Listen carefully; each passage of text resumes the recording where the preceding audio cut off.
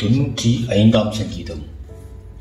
கர்த்தரை கம்பீரமாய் பாடி நம்முடைய இரட்சணிய கண்மலையை சங்கீர்த்தனம் பண்ண கடவோம், வாருங்கள்.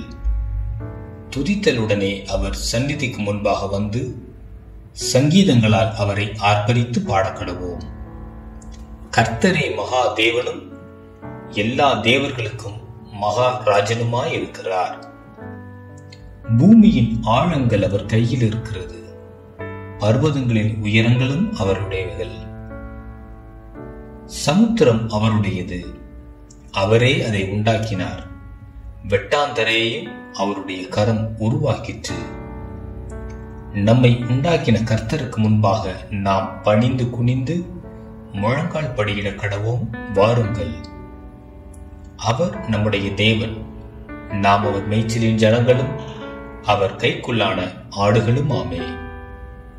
இன்று அவருடைய சத்தத்தை கேட்பீர்களாகில், வனாந்தரத்தில் கோபமூட்டின போதும் சோதனை நாளிலும் நடந்தது போல உங்கள் இருதயத்தை கடினப்படுத்தாதேயுங்கள். அங்கே உங்கள் பிதாக்கள் என்னை சோதித்து என்னை பரீட்சை பார்த்து என் கிரியையையும் கண்டார்கள்.